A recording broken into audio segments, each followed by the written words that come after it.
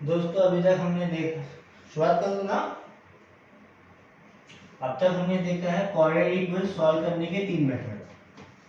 One is factorisation, second one is completing the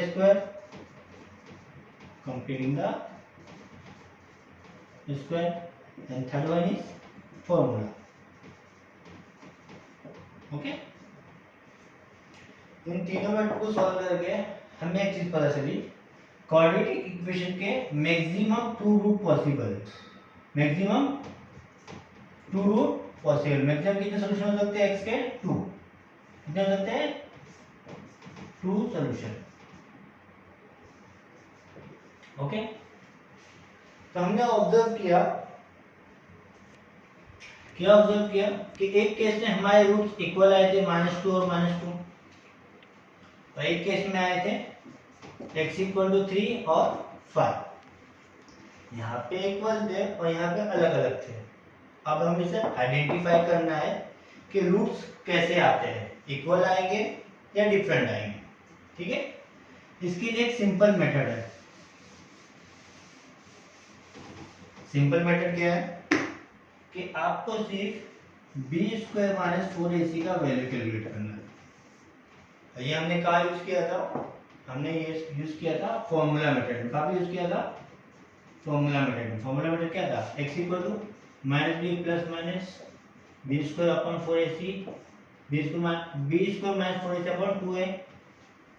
तो ये जो पार्ट है, ये पर एक्चुअली डिसाइड करता है कि रूट्स का नेचर क्या होगा।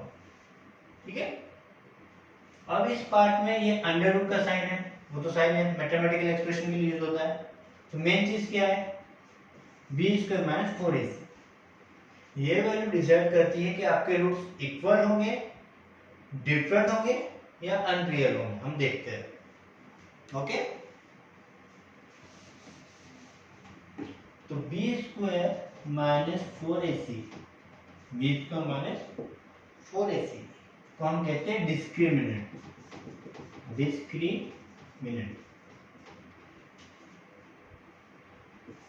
और इसे हम डेल्टा से रिप्रेजेंट करते हैं। कैसे रिप्रेजेंट करते हैं? डेल्टा। ओके, तो देखते हैं। तो तीन ही केस पॉसिबल है, या तो b² - 4ac ग्रेटर देन 0 हो, b² - 4ac इक्वल टू 0 हो, या b² - 4ac लेस देन 0। जब b² - 4ac ग्रेटर देन 0 होता है, ग्रेटर देन 0 यानी एनी पॉजिटिव वैल्यू, तो roots are real and unequal. Roots real और अनइक्वल। जैसे कि हमने देखा था x² - 8x + 15 इक्वल टू 0। इस केस में हमारा b² - 4ac का वैल्यू 4 आया था, जो ग्रेटर देन 0 है। तो हमें दो रूट मिले थे, x = 5 और x = 3। 5 भी रियल नंबर है, 3 भी रियल नंबर है, और दोनों unequal. Okay, next case scenario is b² - 4ac equal to 0। तो हमने जो फर्स्ट केस देखा था x² + 4x + 4 इक्वल टू 0, इस केस में हमारा b² - 4ac का वैल्यू 0 आया था। तो हमने क्या लिखा था? रूट्स क्या आए थे? इक्वल आए थे, -2 और -2। यानी जब भी b² - 4ac इक्वल टू 0 होगा तो roots are real and equal okay, आप ऑब्जर्व कर सकते हो। ओके, अब नाउ ये थर्ड केस में क्या होगा? जाहिर सी बात है, b² - 4ac लेस देन 0 तो नेगेटिव वैल्यू होगा। क्या होगा? Negative value. b² - 4ac is negative. Okay, और आपने फॉर्मूले में एक चीज ऑब्जर्व की होगी, -b + B square minus 4ac upon 2a। Okay, ये जो वैल्यू है ये अंडर रूट में जाती है, आ जाती है अंडर रूट में। तो इसका वैल्यू अगर अंडर रूट में नेगेटिव वैल्यू है तो नेगेटिव वैल्यू अंडर रूट में रियल पार्ट में, रियल वर्ड में डिफाइन नहीं होती है। रीजन, हमें एक फैक्ट पता है कि square of any real number, square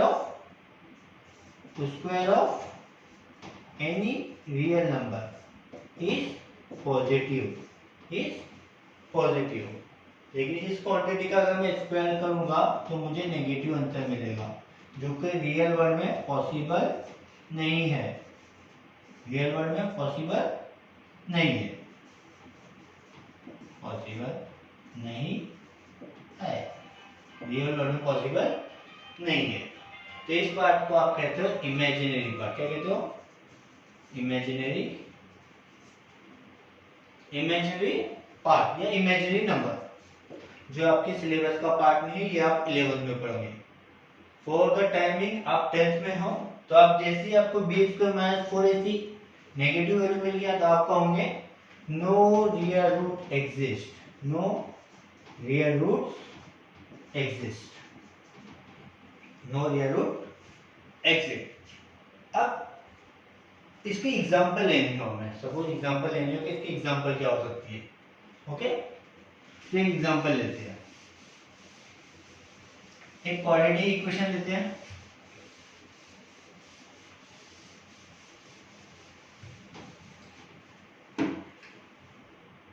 x square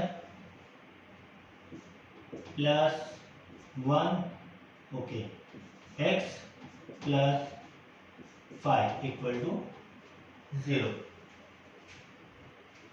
अब इस इक्वेशन को अगर हम फैक्टराइजेशन की मेथड से सॉल्व करना चाहें तो हम सॉल्व कर पाते हैं। चेक कीजिए, 1 into 5 5 5 द प्राइम नंबर, तो फैक्टर 1 और 5 पॉसिबल है, लेकिन 1 और 5 में ऐसा कोई कॉम्बिनेशन नहीं है कि मुझे 1 मिल जाए, तो मैं फैक्टराइजेशन मेथड यूज नहीं कर सकता। Okay, completing the square method, चलो हम ट्राई करके देखते हैं। क्या होगा, x square plus x equal to minus 5। Third term क्या हो जाएगा आपका, थर्ड टर्म 1/2 इंटू 1 एक्स का कोएफिशिएंट स्क्वायर यानी 1/4, बोथ साइड ऐड करना है, तो x square plus x okay plus 1/4, कोई डाउट है?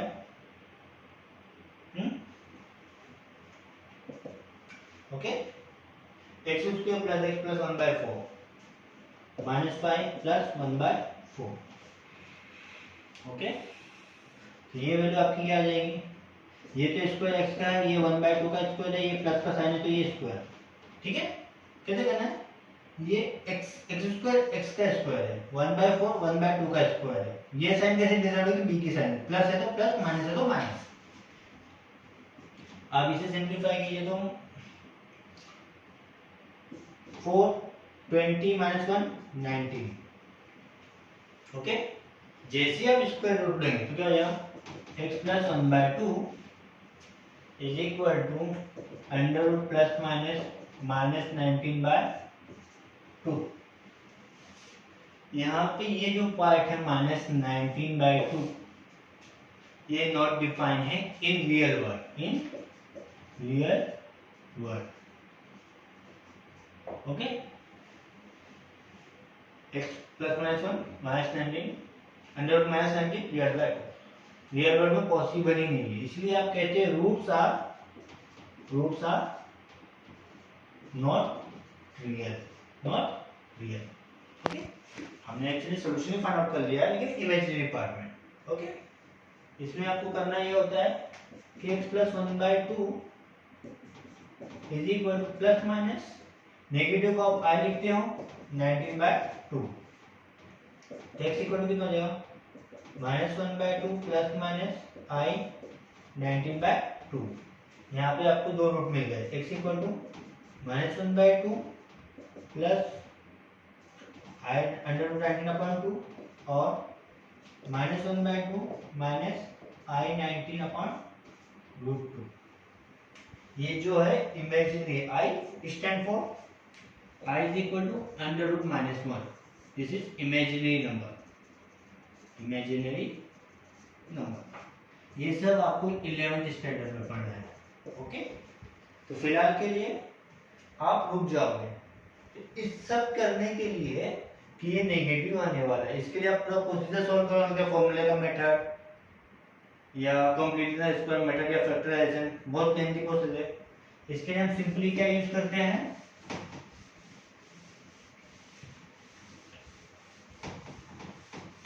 हम सिंपली यूज करते हैं value of discriminant B square minus 4ac।